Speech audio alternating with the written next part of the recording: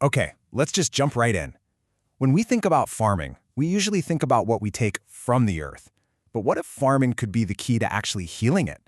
Today, we're going to dig into this really powerful idea that's, well, literally right under our feet. It almost sounds too simple, doesn't it? The solution to one of our biggest problems in the atmosphere might not be some crazy new technology, but a natural process that's been happening for millions of years. So is it really possible? Could the very ground we rely on for our food also be our greatest ally in the fight against climate change? Let's find out. All right, to get this, we first have to meet the villain of our story, all that extra carbon dioxide in the atmosphere. Ever since the Industrial Revolution, CO2 levels have just skyrocketed. We're talking a jump from a steady 280 parts per million to 390 by 2010, and it's only gone up since. So yeah, that's the scale of the challenge we're facing. But every good story has a hero. And in this case, it's something we walk on every single day.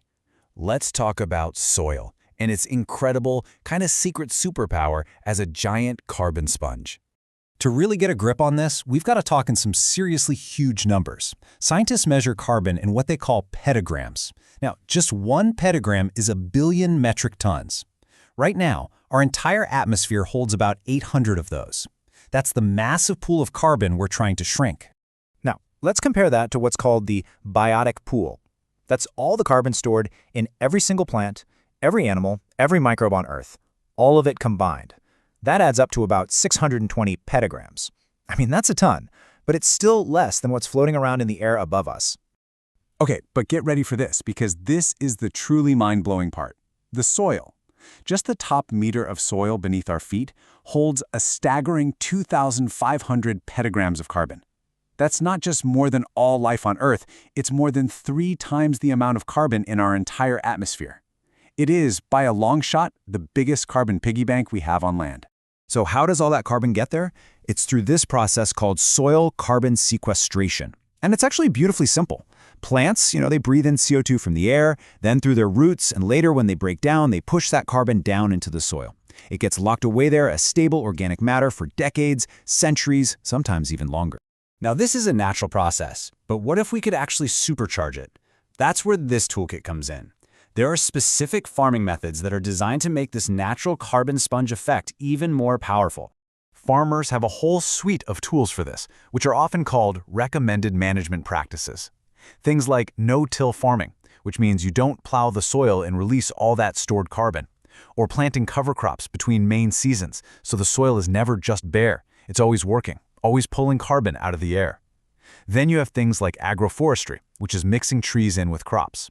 All these things are aimed at the same goal, building richer, healthier, more carbon-packed soil. But if these practices are so great, you have to ask, why isn't everyone doing them? And that brings us to the central conflict here, this perceived trade-off between getting the biggest possible harvest and doing what's best for the soil. This diagram really breaks down the two philosophies. Up top, you've got conventional farming. It's all about using synthetic inputs, like chemical fertilizers, and it's laser-focused on one main thing, maximizing yield. But on the bottom path, you see organic or regenerative systems. They use natural inputs, like compost and smart crop rotations, to aim for a whole bunch of other things too, like healthy soil, clean water, and biodiversity. This difference in approach leads to a very real problem that scientists call the yield gap. When you average it all out across studies from all over the world, farms that use these organic soil-building practices often produce about 20% less food per acre, and that's a huge deal. But here's where it gets more complicated. This gap is not the same for every crop. For the big cereal crops like wheat and corn, which have been specifically bred over decades to work with conventional, high-input systems, the difference is pretty big. Organic yields often lag behind by 20, sometimes even 30%. But then you look at this. For legumes, we're talking beans, soybeans, the story completely flips. Because these plants are amazing. They actually make their own nitrogen fertilizer from the air, so the yield gap is tiny. And in some cases, organic systems can even do better than conventional ones. It just goes to show this is not a one-size-fits-all problem. And then for other crops like potatoes, the challenge is even bigger. The yield gap here can be really large and unpredictable, sometimes 30 to 40% lower.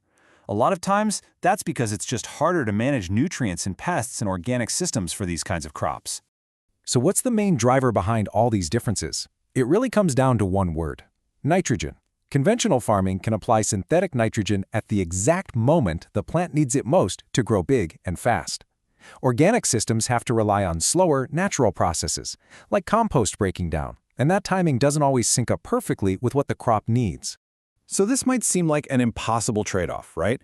But what if we're just looking at it the wrong way? What if we could actually change the goal of farming itself? Let's talk about a potential resolution. This new model is being called farming carbon. And the idea is to treat carbon storage not just as some nice side effect, but as a valuable crop in its own right. So farmers use these soil building practices. The extra carbon they store gets measured and verified, and then they actually get paid for providing that climate service.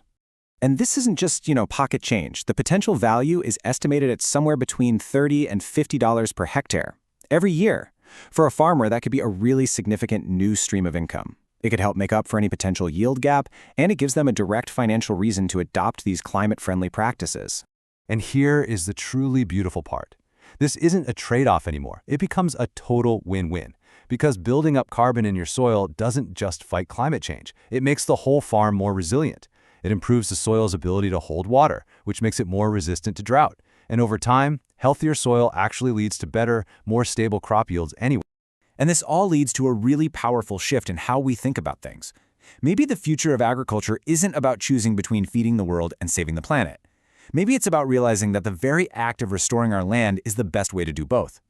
So the real question becomes, are we ready to start valuing the carbon under the ground just as much as the food that grows on top of it?